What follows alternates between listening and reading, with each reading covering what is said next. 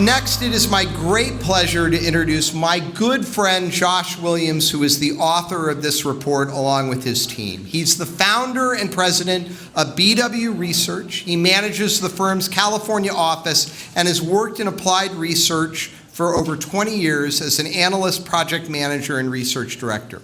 And he founded BW Research in 2006. His recent work has examined how employment and economic development could change as a region and statewide economies transition from the status quo of a low-carbon future, how regions have been impacted by COVID-19 and their best opportunities for recovering and rebuilding, and how educational and employment pathways are evolving as our communities respond to automation, AI, and the emerging technologies of our generation.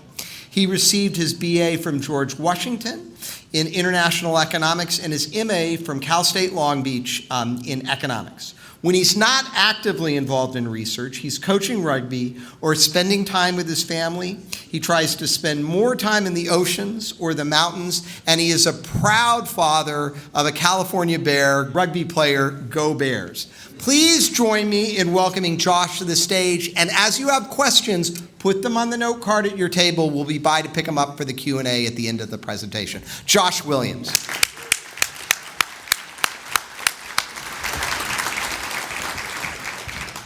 Oh, it's great to be up here. I don't know if this makes me feel old, but I've been doing this for a decade. So, yeah, I'm just excited to be here.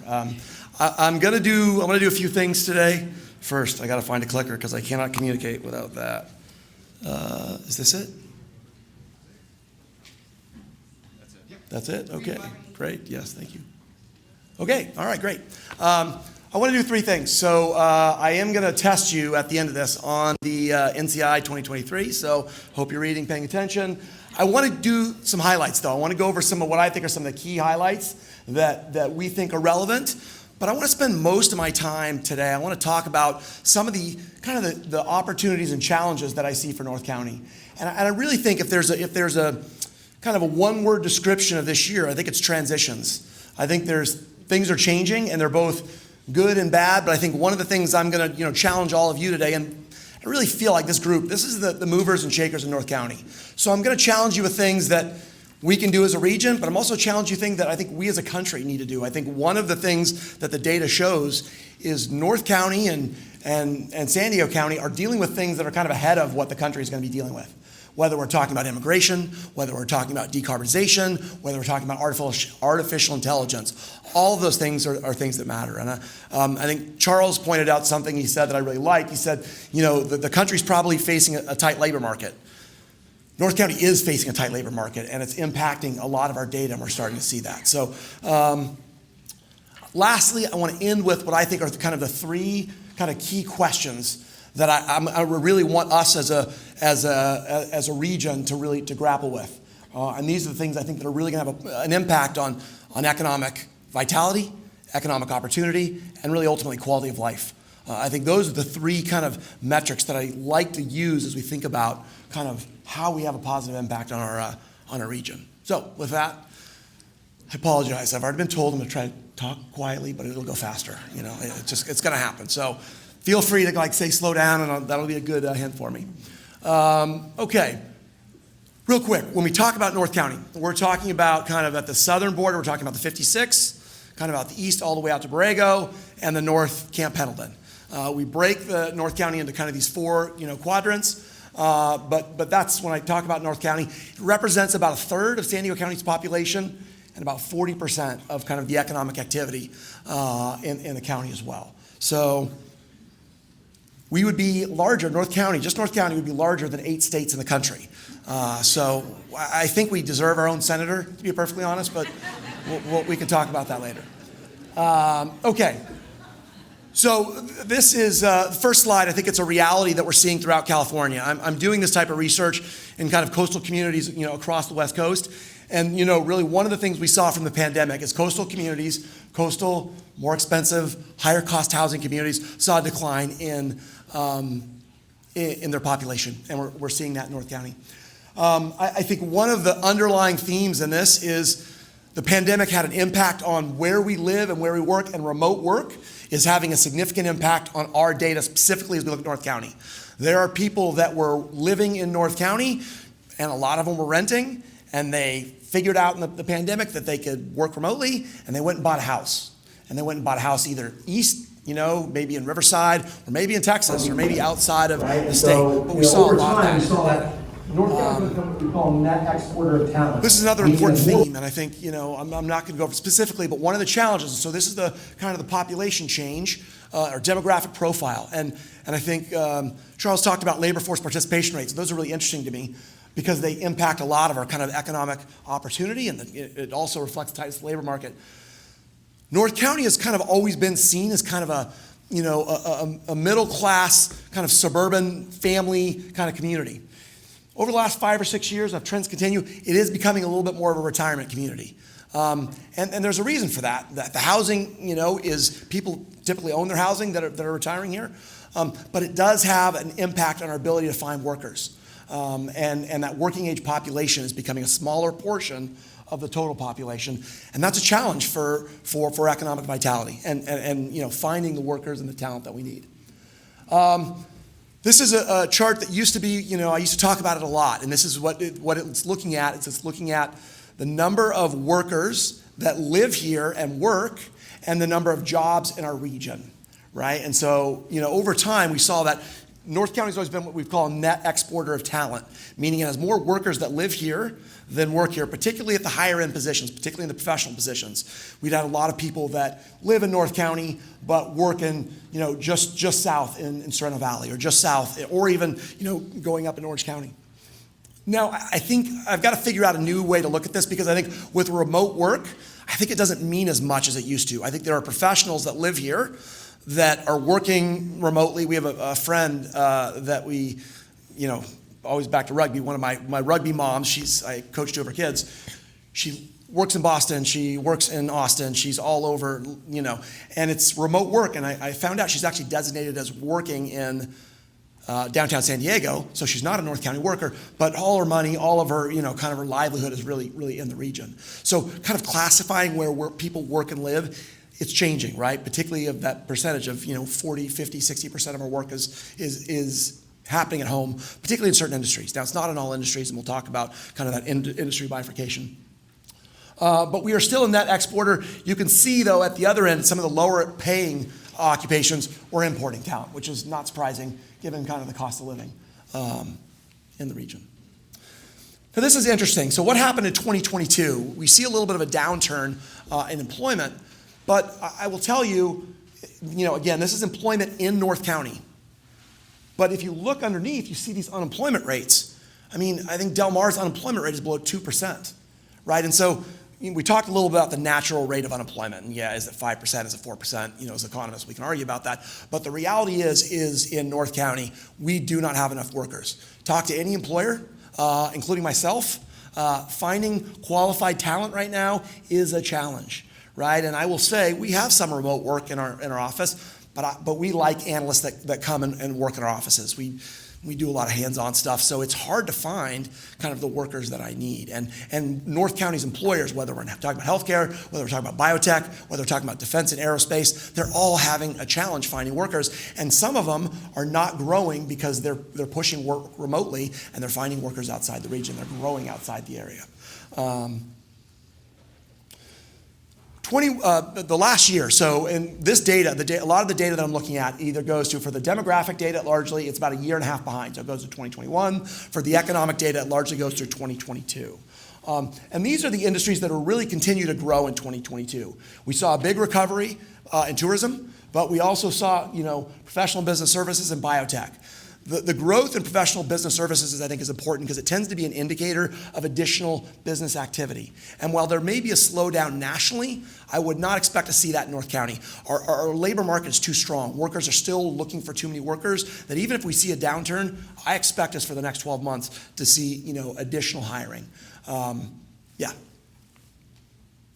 These are some of the industries that saw a little bit of a downturn in that 2021 to 2022. But I will say, with healthcare, one of the things I'm hearing is it's not that they didn't want to hire. Literally, they weren't able to find the workers that they needed.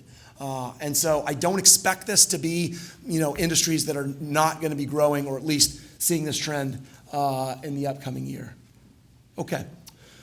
This is an area that's really important, and I think one of the challenges, my first challenge to this group is, there's going to be a lot of changes, right? That transition is going to happen, and I think innovation is something that we need to lean into, not be scared of.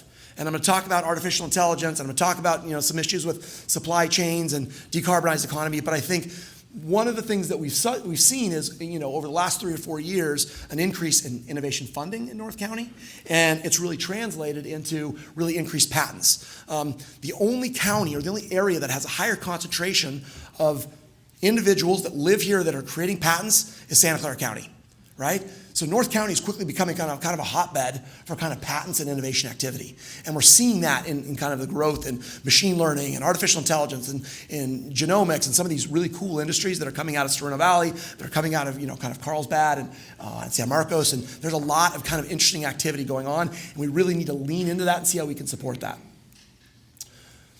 It's a terrible chart. I apologize. It was late and it's a lot of data, so I'm just going to summarize it for you. One of the other fundamentals of innovation is a foundation of our forward-looking success. Our long-term success is really driven by our educational attainment. If you compare North County just about anywhere else, in the country, the only region that has a higher level of kind of residents, 25 and older, that have a bachelor's degree or graduate degree is Santa Clara County. Interesting, Santa Clara County is also the only region that has a higher level, higher concentration of patent activity, right? I think there's a relationship there, right? It's really important that we continue to increase the level of education and maintain that high level. We have about 45%, almost half of our residents, 25 and older, have a 4-year degree or a graduate degree, right? That allows a lot of vitality and a lot of entrepreneurship, and we'll kind of talk about that a lot. I'm foreshadowing probably a little too much here. Okay, sorry for that bad chart. I stayed on too long. I think the housing, at the end of the day, inflation's important. We talked about these issues, but one of the key measures, one of the key challenges we have in North County is housing. And one of the problems that we have is, particularly for renters, but also for homeowners, when you spend over 35% of your income, your gross income on housing, it's a sign of, it's a challenge, it's a distress, right? When you're spending that much on your housing, little things, car breaking down, whatever the bump may be, become harder and harder to be resilient for. So I think that, 47% of our renters that are spending over 35% of their total income on housing is a challenge. And I would say it's a challenge. We need to build more housing. We need to build more opportunities so renters don't have to spend that much of their total income on where they live. This is just a data point that I think is important because over the last 5 or 6 years, we've seen a big jump in the people that are working from home, right? And this is one of the data points that really points me. Remote work is becoming a bigger kind of explanator of where employment is happening in North County. And it doesn't follow those kind of where you live and where you work relationships like it did 10 years ago. And I think we need to think about that. We're also seeing public transit has gone down a little bit. And I think some of that is exactly because we're working more from home. And people that were taking public transit at some level are like, I can just work from home and, maybe I take the train into the office once a week. Yeah. Okay, so that's kind of the highlights. Like I said, we have a quiz on this later. We'll go into more detail. But there's a lot more in the indicators, and I would recommend that. So now I want to kind of talk about some of the things that I think we need to be thinking about looking forward. Right? These are the issues that I think are particularly relevant for North County and things that I think, we need to pay attention to. So how many people, if I say the decarbonized economy, how many people know what I'm talking about? Well, that's good. It's a kind of a heavy word, to be honest. But ultimately what it is, it's about reducing our level of greenhouse gas emissions, right? And it's the idea of, California and the U.S. has all these plans. By 2030, we're going to be down to this. I'm going to ask a question now. I know we've been listening a lot. I'm not good at that either. I was walking around while the last presenter was. So how many people think the level of California's renewable energy, how many people think it's below 40%? Raise your hand. Today, how much is our renewable energy? Is it below, actually, let's say this. How many people think it's below 30%? Raise your hand. Okay. How many people think it's below 40%? Raise your hand. How many think it's above 50%? I was just up at an offshore wind conference, and if you include nuclear, which I think there's arguments that it can be renewable, our current renewable energy and hydro, California's at 59%. So we are over 50% of kind of our renewable energy goal. But so that's great, right? That's the good news. I'm being positive, right? Economists, we're not good at this, right? It is the dismal science for a reason. So I'm trying to break with tradition. But I will say the last 40% is going to be tough, right? And you're going to see a lot of movement in that. This is really a 27 to 30 year plan. We're doing a lot of work around what decarbonization looks like to the economy, and really they're asking us to forecast out to 2050. I will tell you our forecast beyond 2030, 35, I'm not very confident in, so if you ask me about our 2050 forecast, I'll smile and say, yeah, it's a good guess. But that being said, the next 7 years, there's going to be a lot happening, and I think we need to be thinking about that. So I think rather than thinking about that 30-year kind of full transition to kind of net zero, we really need to think about what are the next 7 years going to be. And I think there's going to be sizable employment impacts in electricity and fuels, in transportation, and in buildings. Those are the areas that, particularly for North County, they're going to have the most immediate effect. And the reason I say that is because when we look at where greenhouse gas emissions are, they're largely in those areas, right? They're in electricity, they're in fuels, they're in transportation. Buildings are also, a big area where we use up a lot of our energy. Now, not as much here because it's not as cold, but we do spend a fair amount on air conditioning and heating and like that. Okay, so I'm going to move forward. I think, I have to get my notes here. I haven't looked at my notes yet at all, and I think that's probably important, so I don't say anything I'm not supposed to. So I think one of there's a concern that, as we switch to decarbonize, we're going to lose jobs. The reality is that's not the case, particularly in a place like North County and San Diego. We don't have a large kind of traditional fossil fuel economy. There will be areas that will lose jobs. It won't be areas like this. You're going to see, we did a study in New York, and over the next 7 years, for every one job they lose, they're going to add 10 jobs. And those 10 jobs are largely coming because of the large focus on building the infrastructure that's required.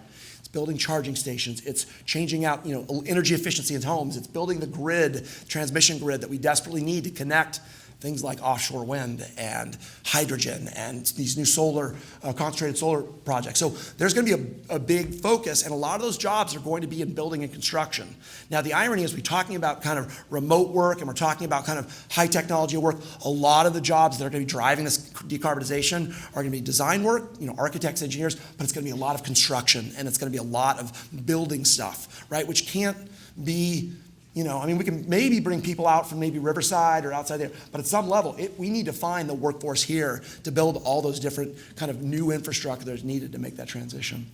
I think one of the other good signs is that I feel like, and I think one of the problems is we talk a lot about jobs, but I will say I'm a little bit obsessed with, because I think the reality is I'm really not worried about losing too many jobs. My big concern as kind of a researcher and a data nerd is job quality. Job quality needs to be the thing that we need to be focused on in North County, not making sure we create 1,000 jobs or 10,000 jobs. If the jobs do not pay enough for us to live here sustainably, what's the point, right? So I'm going to say job quality needs to be our challenge and our focus. And one of the things I'm excited about is the job quality situation will likely improve as we move over to these kind of design and construction positions, and we lose some of the lower service jobs. Something like one of the biggest areas we're going to lose jobs are going to be gas stations, right? Typically, those aren't high paying. Typically, those don't require more skills, right? The challenge that we have, though, is those construction jobs and those design jobs require training, and they require education, and they require work that, we're going to challenge our universities, our colleges. They've got a lot of work to do. And I mean that with love, because, yeah, it's going to happen. And so we've got a big step ahead of us. I do think offshore wind, hydrogen, energy efficiency, particularly around building retrofits, energy storage is a real big opportunity. Alternative vehicles, transmission and distribution. These are all areas that are going to see, a big opportunity. We'll see new growth, and the question is, do we lean in on it and really lead it, or do we kind of go there and let everybody else lead, right? I think this is an area that North County should take a big push on.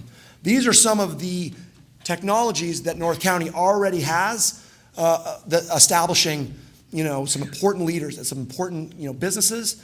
Energy storage is an area that we've done a lot of work, and it's an area that California really, it's the foundation for this transition, because at the end of the day, we can have all the solar panels in the world, but guess what? They generate energy like this, right? And our demand tends to go like this, right? So that energy storage is a key component. The other part is the transmission element and developing those smart grids. So we'll talk more about that.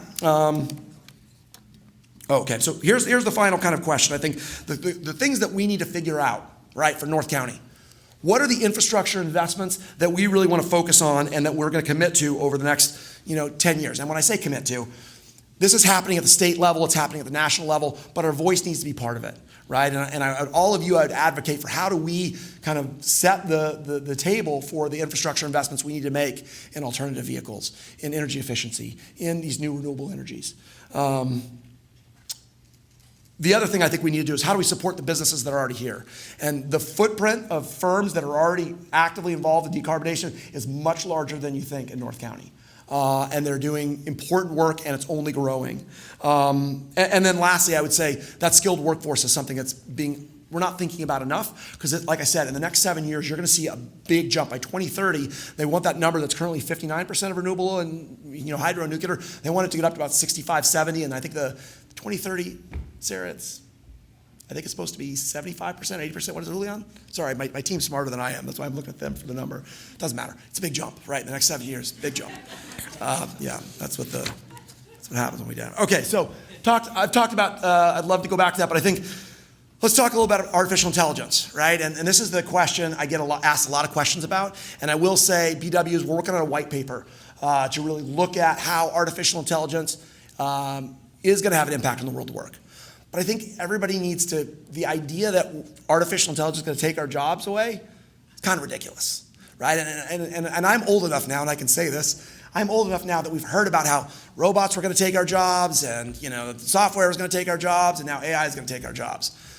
The reality is, and first of all, I have that first bullet's for me, I need to be uncertain and humble about this. So we don't know, it's a new technology, I think all that stuff's true. We need to keep asking this question. This is not something we want to walk away from. And there are scenarios where AI could, displace a lot of jobs. But the reality is every time we've introduced a new technology like this, it augments and complements and enables much more than it does kind of replace. And it will replace jobs, but it's not going to happen quickly, and there's going to be more need for kind of skilled work now. And I think, the numbers that I see is the next 20 years, AI is not going to take away jobs for at least the next 20 years. Now, it will eventually, and things will change, but I think we do, as economists, researchers, we do a good job of figuring out what can be replaced, right? We don't do a good job of seeing what's being generated. The internet was supposed to take away a lot of jobs. That was one of the things we talked about 20 years ago. Just, it never happened. It became a job creator at some level. If we look at, we talked about they did a study, you look at kind of the change. Retail lost a fair bit of jobs. We talked about retail and e-commerce. The reality is, on net, the movement from retail to e-commerce was an increase in jobs. And that happened largely because logistics went from developing, large packages to central areas to sending stuff to every single resident. I mean, I think my wife single-handedly supports Amazon Prime in North County, right? So we represent at least half of it. I'm not sure that last point was true, but anyway. Okay, so I think let's talk about a few examples. I think one of the things that we saw, so about 250 years ago, 80% of jobs were in agriculture, right? In 1940, which was only, 80 years ago? 63% of the jobs that we have today weren't even invented, right? So the reason I tell you these things is the job market's going to change, right? We can lean into that and expect it and take on these new technologies, or we can figure out how we stop them. And I would argue figuring out how to stop them is not a good model, right? Investing in education, investing in kind of entrepreneurship and new businesses is really important. Let me give you an example. ATMs. I'm old. How many people remember ATMs than when they were introduced in I think it was the early 1990s, right? Yep, ATMs, right? So ATMs were supposed to take away bank tellers. Bank tellers were all going to disappear because ATMs were going to be here. Bank tellers increased. They increased through like the 2000s. And it's funny, we're now starting to see bank teller jobs diminish a little bit, but I mean, I'm talking about 350,000 when in 1990s when ATMs were introduced, they were about 300,000. So we've actually increased bank tellers. But they're declining now, and now they're not declining because of ATMs, they're declining because of where banks are, and you could probably talk about that better than I can. But what we're seeing is we're seeing new growth and opportunities for financial management and for jobs that typically require higher skills and higher abilities, and those are really taking away some of those jobs. So I think the idea that AI is going to take away all our jobs, I don't see it anytime in the near future.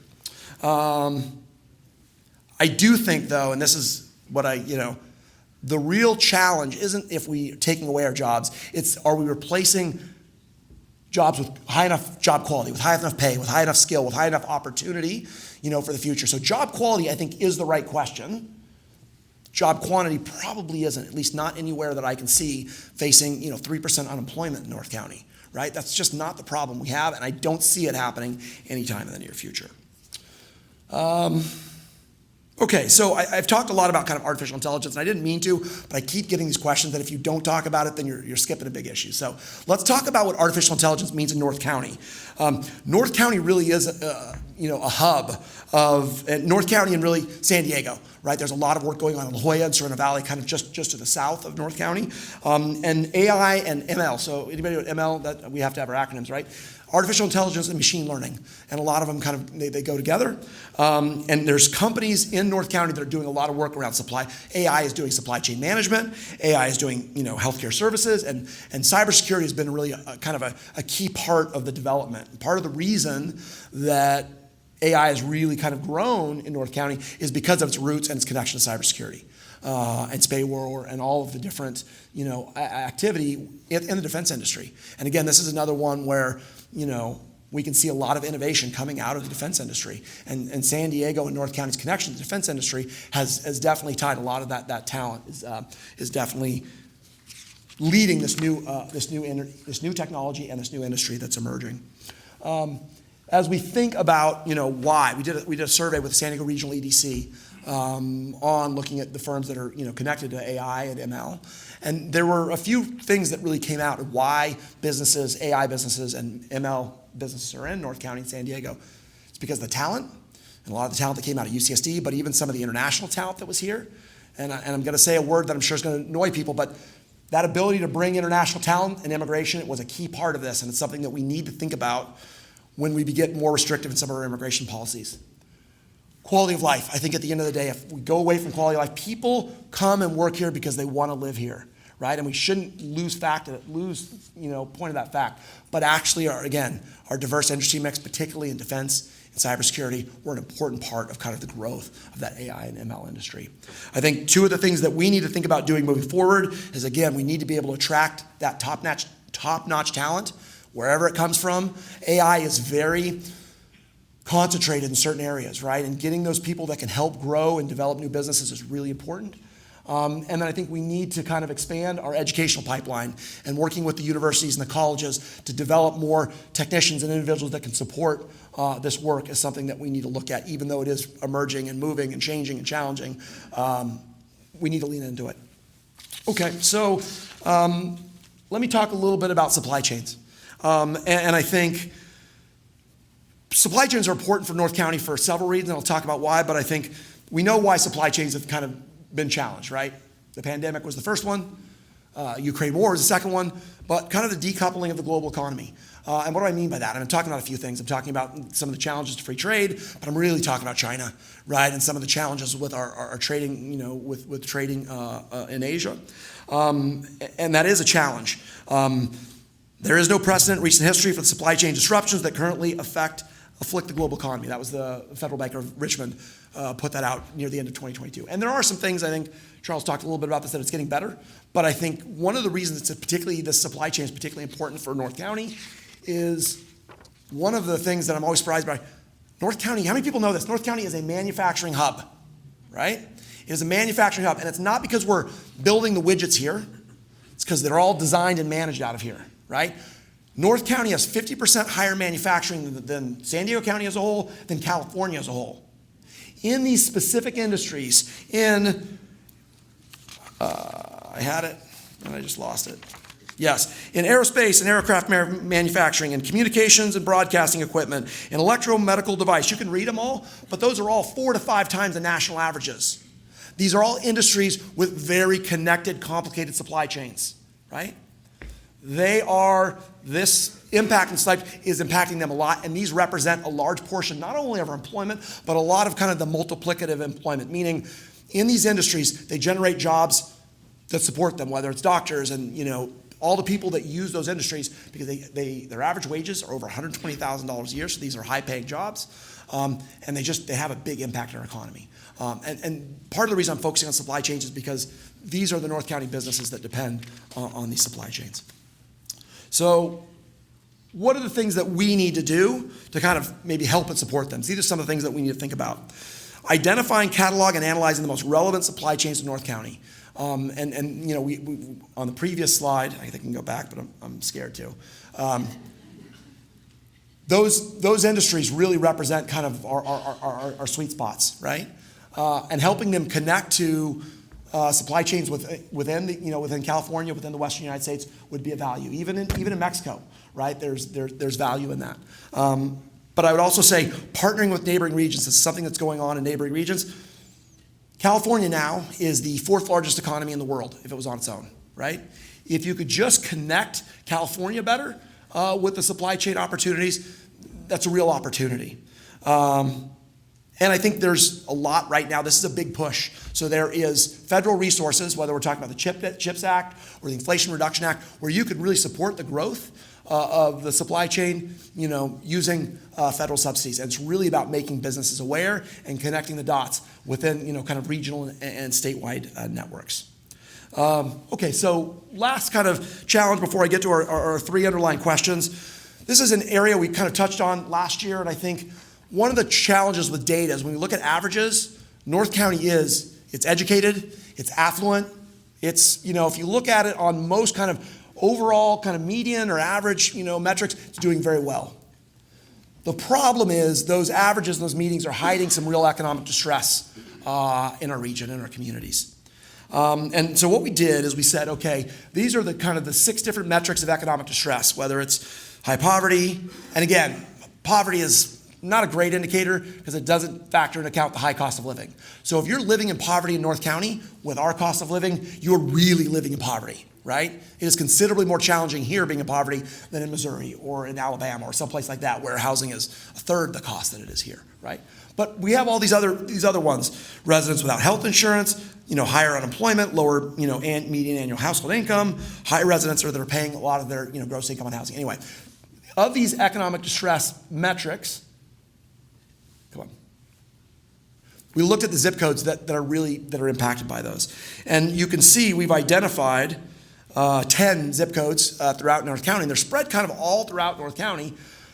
Some of them are showing 5 of those. So we looked at ones that are showing 3 or more. So if they're having, at least 3 of those metrics of distress, and they're in, there's certain zip codes in Escondido and Oceanside and Vista and, and in our more rural areas like Warner Springs, Santa Isabel. So these are all areas that are showing that, and we can see they're spread kind of throughout. The darker the zip code, the more metrics of economic distress. And I point this out because I think at the end of the day, these are also opportunities where we can find workers, where we can really impact. Go from, instead of being second to Santa Clara, being higher than Santa Clara in educational attainment by really focusing on these communities, because these are the communities that are underperforming, right? And these are the underserved communities within North County. And I'd say there's 3 things that I think we want to try to do. The public sector, I'd love to hear the public sector find opportunities to invest in these distressed communities. Nonprofits and CBOs really should be looking at ways that they can get more engaged in these specific communities. And lastly, the private sector, the more we can support local businesses and entrepreneurs in these communities, the better. So all of us have a part to play in supporting economic distress in North County. Okay, I'm almost done. I've gotten a 2-hour presentation done in about 30 minutes. Pretty proud of myself. Okay, so I've been on pretty good behavior up until this point. I'm probably going to annoy you in the next 2 or 3 slides. It's okay. You can come and tell me I'm wrong and I'm screwed up, and that's fine. But I do want to push you a little bit, right? And I want to push you around this idea of North County needs to do 3 things better, even though I think we do them well, and I'm not saying we need to do them better. We need to make sure we take care of economic vitality, right?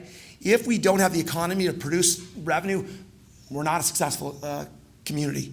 But I think we also really need to focus on economic opportunity and mobility for all aspects of our community. particularly in those distressed communities, but for everyone, right? And lastly, I think we really need to make sure we're protective and vigilant of our quality of life, right? But I would say one of the problems I hear with quality of life is, well, that means we shouldn't do anything, right? That's the thing. Don't build anything, don't do anything. No, I'm not advocating for that. I'm saying we have to respond to the decarbonized economy by recognizing we're going to have to build things, right? So here are my three challenges. Can North County build enough, right? We need to build electric charging stations. We need to build new facilities. We need to take our office space that we know nationally isn't being used as much and use it for more productive things like maybe housing, right? We need to create buildings that are more energy efficient and are using heat pumps and like that, right? And so, I think two things that I think reducing regulations, yeah, we've heard that. Okay, great. Yeah, Josh, great. Thanks. That's not very helpful. We need to reduce the uncertainty and increase the predictability of building things. Right?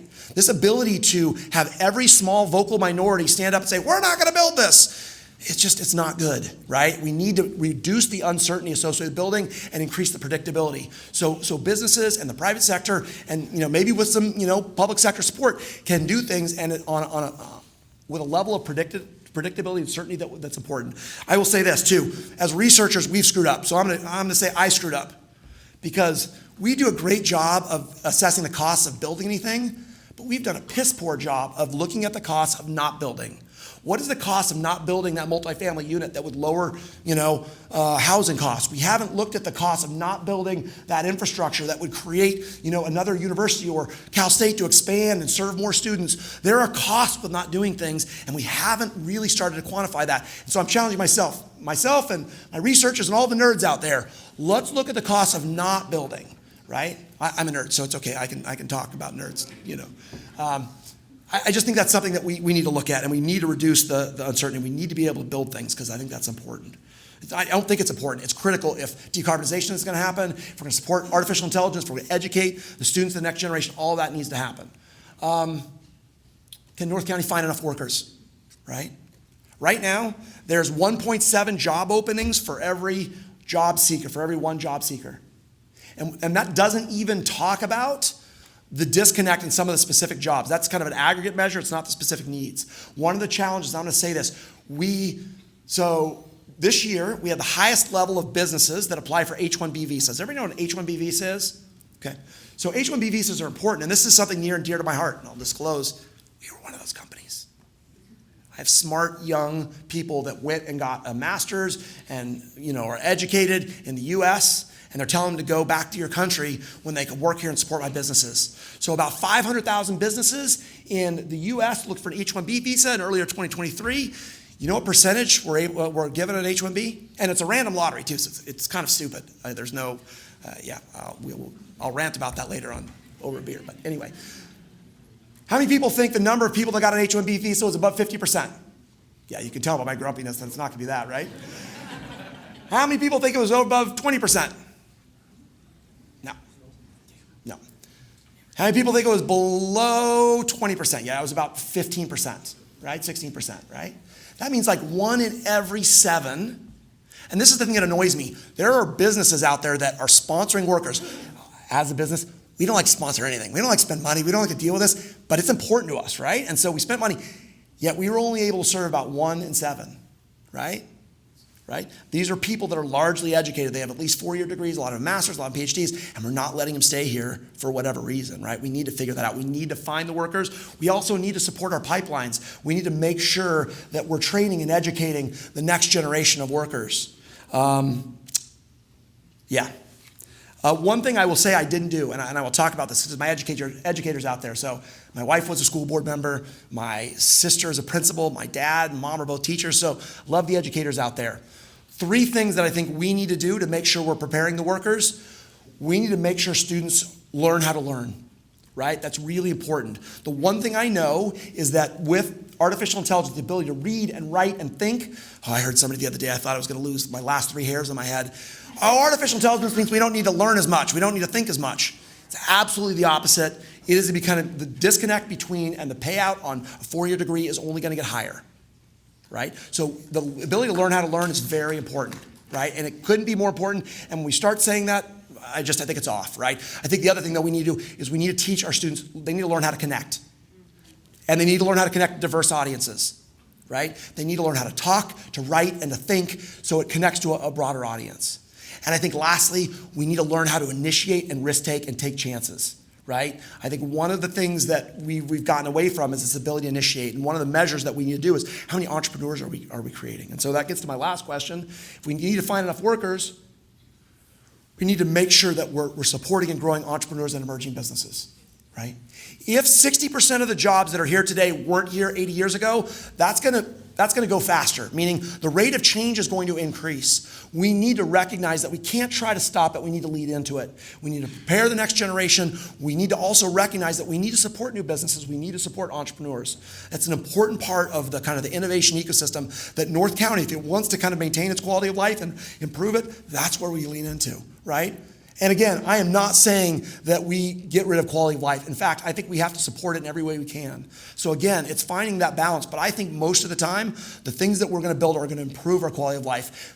Expanding Cal State San Marcos so it has an artificial intelligence wing, that's only going to improve our quality of life. So these are the things that we need to do. Anyway, I've gone from my economics to my rant. I apologize. My wife hears it all the time. And so anyway, my bad. I think that's my last slide. Yeah, it is. Okay. All right. Well, thank you very much. Turn it back over to Eric. Yeah.